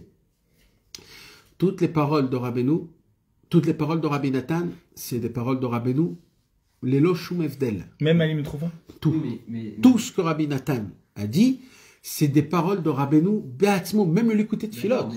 Même le Likuté de ça Philot. rentre dans ce que je te dis sur Ça rentre dans la Nekuda du tzaddik, pas du Chaver. Oui, parce que oui, mais la Nekuda du Chaver, c'est quoi? C'est la Nekuda du tzaddik. Non, il y a 3 Nekudot. Alors voilà, il faut que tu me réexpliques. Il y a 3 Nekudot. Ouais. Il y a une Nekuda du Chaver. Ouais. Les 3 Nekudot, c'est le tzaddik. Les 3 Nekudot, c'est le tzaddik. Mais il y a une différence entre la Nekuda du Chaver, la Nekuda d'Hashem Itbarach et la Nekuda du tzaddik. Il y a 3 points. Ces 3 choses-là, tu dois les faire. Ces 3 points, aucun rapport. Il y a la Nekuda du Chaver, c'est-à-dire la conversation qu'on a. Il y a la Nekuda Atzmi, c'est-à-dire avec Hachem Itbarach quand tu parles. Et il y a la Nekuda du Tzadik, c'est-à-dire que ces points-là, tu dois l'attacher avec le Inyan du Tzadik. Alors c'est sûr qu'il faut qu'il y ait le Tzadik dans tout. Mais le Nekuda du Chaver, le Nekuda du Tzadik, ce sont 2 choses différentes. Quand tu veux prendre les livres de Rabbeinu et de Rabbi Nathan, pour toi dans ta tête, c'est la Nekuda du Tzadik que tu renforces. Alors c'est ça ce que je voulais te dire. On n'était pas là, on a commencé avec ça quand tu n'étais pas là. Rabbi Nathan, des fois, il dit... C'est vrai que je suis ton ami. Moi qui le dis. Mais toi, tu dois te dire dans ta tête qui je suis ton maître. Alors moi, tu ne dois pas l'entendre de moi parce que ça ne doit pas s'entendre. Mais tu dois comprendre, je suis ton maître. Rappelle-toi. Donc moi, je t'enseigne ce que le tzaddik t'a enseigné. Moi, j'ai rien de moi-même. C'est ça la grandeur de Rabbi Nathan. C'est que lui, de lui-même, il a rien. Tout ce qu'il dit, c'est Rabbeinu HaKadosh. C'est pour ça que la Nekuda de Rabbi Nathan, c'est la Nekuda du tzaddik, pas la Nekuda du Chaver. Maintenant, après, Nekuda du Chaver, c'est surtout quelque chose de vivant. Ça doit être quelque chose de vivant. Ça doit être quelque chose que tu parles, que tu fais. C'est ça le Inyan de Nekuda du Chaver. C'est ça qui est important. Mais il te dit que des fois, cette Nekuda du Chaver, elle vient chez toi des fois avec Al-Bacha et des fois sans Al-Bacha. Quand on n'a pas d'Al-Bacha, c'est Tarkles, c'est Nekuda du Tzadik. Non, les trois, c'est tout la Nekuda du Tzadik. C'est toujours lié avec la Nekuda du Tzadik. Mais c'est pas pareil, parce que ce qui se passe avec un Chaver, c'est pas pareil. C'est quoi la Nekuda du Chaver? Pourquoi il y en a besoin de la Nekuda du Chaver?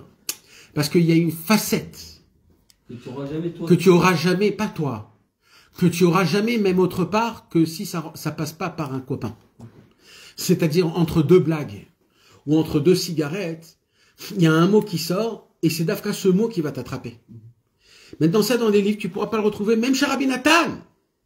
Il faut que ça soit en mode copain, ça veut dire en mode... on voit que tous les rois, ils avaient une obligation d'avoir un ami. C'est écrit dans la Bible. C'est écrit à la fin de Melachim. Une obligation d'avoir parmi leurs personnes. Ah, dans le céder des... Dans le Baal Tefila aussi. Aussi dans la Baal Tefila, il a un Néhéman. Eh ben, David Ameller, il a écrit, il y avait le Yédi de... On appelle ça un conseiller maintenant. Ouais, un conseiller. Conseiller. Ok. C'était Jonathan. Alors non. Non, même pas. Non. C'était pas son Ça, c'était son travers avant qu'il était roi. Ah ouais. Ouais. Mais il avait un autre travers. Alors qu'il est mort, Jonathan. Il est mort, Jonathan. Il avait un autre travers. Ce qui est écrit là-bas, c'est un autre travers. C'est un nom un peu bizarre. Je me rappelle pas, je serais pas capable de te le dire. Mais c'est un autre nom, un nom pas connu, pas très. C'était un autre. Et lui, il devait dire à David Ameller, oh, tu te trompes, frérot. Et c'est ça, c'est fait pour ça. Il doit jouer aux échecs avec le roi et le battre. Parce que le roi, il a besoin aussi de... Voilà, il a besoin qu'on lui dise ces choses-là. Comme nous avec Hachem, la même chose. Il aime qu'on le nette pourtant. C'est ça. Et ça, c'est un chidouche de Rabbeinu. Que Rabbeinu, il nous dit que Hachem Yitbarach, c'est ton ami. Dans toute la Torah, dans la Masechet Brachot, on connaît Hachem Yitbarach dans des synonymes. Ael, Agadol, Agibor, Anora, Melech, Kone Akol, Zocher Chasde Avot, Goel, etc. Mais il n'y a pas le mot Chaver. Ça veut dire qu'Akadosh Baruch Hu, il est pour nous que ça, celui qui achète, celui qui est acquis, celui qui donne le bien, celui qui... Mais jamais. Et le jour où un Rabbi Nathan, il est venu chez Rabbeinu Akadosh, il a dit, j'en peux plus de ce qui m'arrive, j'en peux plus. Et là, Rabbi Nathan, Rabbeinu, il lui met la main sur Rabbi Nathan comme un ami. C'est la première fois et la dernière fois. Et il lui dit, peut-être, tu commences à parler à Hachem comme un ami. À ce moment-là même, il s'est ouvert dans le ciel un nouveau tsinor. Un nouveau. Il n'y a jamais eu un tsinor pareil. C'est la nouvelle considération que Akadosh Baruch Hu il a. C'est quoi? C'est la Nekuda du Chaver. Maintenant le chidouche de Rabbeinu, c'est quoi? C'est qu'un roi, tant qu'il n'a pas son Chaver, il est orphelin. Il souffre. Parce qu'il a besoin d'un qui dit, oh, t'en penses quoi? T'as vu ce mec-là, comment il est? Il a besoin du copain. Et Rabbeinu, pendant 2000 ans, 3000 ans, Akadosh Baruch Hu attendait qui veut être mon ami. Donc Rabbeinu, il a créé quoi? Il a créé le nouvel ami d'Hachem Yitbarach. Et il dit, vous voulez savoir quoi? Qui veut être l'ami d'Hachem? Qu'il aille faire Hitbodedut une heure. Celui qui va faire Hitbodedut une heure, il devient le Chaver d'Hachem Yitbarach.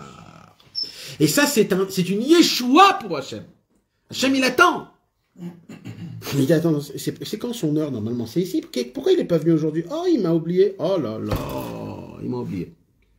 Comme ça, Hachem, il fait, quand on rate des Hitbodedut. Il attend, il est orphelin, il attend qu'il y a un travers qui vient et qui lui dit à Hachem, tu fais bien, tu fais mal. Parce que c'est ça, en fait. C'est quoi Hitbodedut? Il nous dit Rabbeinu. Épanche ton cœur. Qu'est-ce qu'il attend, le roi, d'un travers? C'est qu'on se parle sans rien, voilà. Il n'y a plus de roi, voilà, qu'on se parle. Et c'est ça qu'il veut Hachem, en fait. Qu'on lui dit à Hachem, oh, je t'aime, je t'adore, même si tu me fais des galères. Mais là, t'as un peu exagéré, par contre... Mais il aime, il sait. Et nous aussi, on sait que c'est pas comme ça qu'il faut parler. Mais c'est ce langage-là, nouveau, qui n'a jamais existé. Kadosh Baruch Hu, lui-même, il est Mekayem, la Nekuda du Chaver, à travers nous. Et pour nous, c'est la Nekuda Atzmi. C'est nous, en fait, on se découvre, on se dévoile personnellement quand on fait ça. En plus, il dit pas un ami, il dit un bon ami. Un bon ami. Eh oui. Qui est méritant. Et ça, c'est un cadeau que Rabbeinu il nous a fait, de nous donner cette possibilité d'être l'ami d'Hachem, à travers Hitbodedut. tu vois la nava extrême aussi de Rabbi Nathan, puisque dans l'un des massifs, je sais plus lequel, qui je suis moi pour pouvoir donner une explication là-dedans. Donc vraiment, il ne connaissait pas.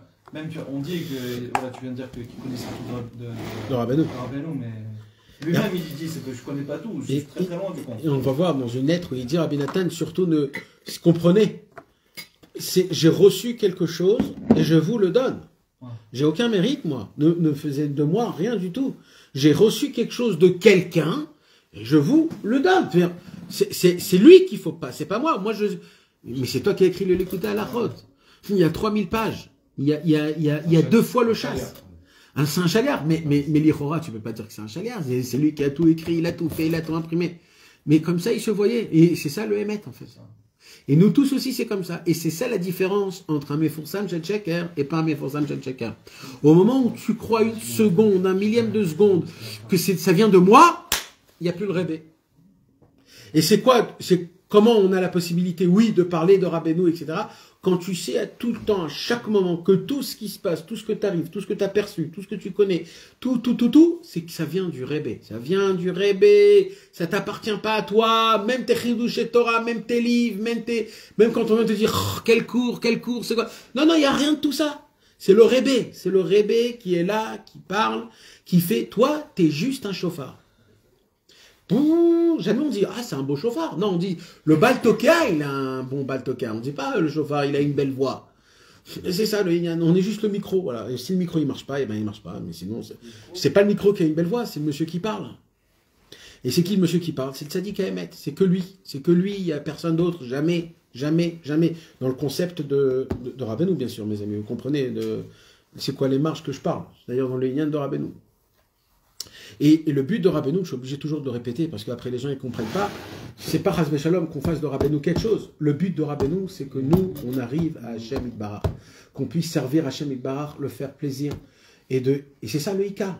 Et limite, Rabbeinu, il dit, moi, je me barre, et vous, allez chez Hashem Itbarach, allez chez Hashem, je veux que... Rien que ça. Alors, il dit là-bas, Ika, c'est le Haïr, le Hitorer, le lève pour la Vodat Hashem. Ça dit qu'il est mochel, mais c'est que pour ça. Pas, parce que la réparation, c'est Kherpa Shavra Libi. C'est-à-dire la réparation, en fin de compte, c'est que ton cœur soit parfait. Donc c'est ça le Sofo Shel Davar, le Inyan. Le Inyan, c'est que tu as un bassar lève, c'est que tu as un cœur de chair. Pour réparer les kherpot qui viennent du cœur. Et à travers les trois, tu répares le truc à travers le tzaddik, il est meir, le yesod qui est aussi pi, grâce avec la bouche. Parce que ces 3 points, ils doivent être avec le pi. Avec la bouche. Achef pi chava amalé. Alors, faut que je vous raconte un truc. Parce que pour le coup, en rapport à ce que tu as dit et ce que tu as dit aussi, il y a 2 jours, j'attendais le bus et je sors un sphéramidote. Je me suis dit, mais je lis à vos pas. La nuit commence à tomber, j'attends le bus. Il y a un gars qui passe comme ça devant moi. J'ai même pas le temps de le voir. Il me dit, Rabbeinu Bekol, t'es d'abord être Rabbeinu Bekol. Il part comme ça. Je me dis, bon, il y a pas pratique, ok. Alors, je commence à le dire un petit peu plus à voix haute, pas en criant, mais au moins que je m'entends, quoi. Je monte dans le bus, je prends une place comme ça, je m'assois, il y a un gars avec une barre comme ça devant moi, il a l'air pas bien, il se touche le ventre, il est comme ça. Bon, moi, je suis avec mon livre, avec mon sac en galère, et je continue à lire, mais un petit peu, voilà, juste que je m'entends, quoi, moi. Et je sais même plus c'est quoi que je lis, je t'ai envoyé le truc, non? Là, j'ai lu un truc spécial dans ce spermidiote comme ça là-bas. Et après, je ferme le livre, et d'un coup, le type, il se met à me parler. Il me dit, Rabbeinu, ou Atikun Atmo. Quand Atikun chez Rabbeinu, des Basparim, chez l'eau, à Kolapanim, chez l'eau, des Basparim. Et d'un coup, il commence à me parler, à me faire vraiment. Il me dit des paroles comme ça de Rabbeinu, et il se lève et il s'en va. Et j'ai dit, c'est vraiment ça, c'est Pi, Dever Chormot, Vagot, les Bidmounot. Toi, tu dis les paroles de Rabbeinu, après, c'est fluide. Et par rapport à ce que tu as dit, on a tout ce truc de. C'est pas si t'es fou ou si t'es dans un 10 millions et tout. Une fois j'avais été voir le Rav Besançon, il m'a dit un truc, ça m'a débloqué de fou sur ça. Je trouve que c'est Kachour avec cette Torah-là, avec cette Torah-là Médalet, il a dit il faut faire confiance aux gens qui t'aiment. C'est-à-dire, arrêtez d'être suspicieux tout le temps aussi. C'est-à-dire, s'il y a personne, tu vois qu'elle te veut pas de mal, qu'elle cherche pas à avoir une emprise sur toi ou quoi que ce soit, c'est-à-dire, prends, t'as de la hashgacha pratique de partout, quoi. Des HM, ils te parlent à travers ceci, à travers cela. Mais on se retient, mais on est. Enfin, moi, j'ai la trouille de plein de trucs. Des fois, je me dis, ça c'est non. Je me dis, t'es possède tout. Alors que des fois, c'est fluide, quoi. Ça circule. Ashrem. C'est courage. Dommage.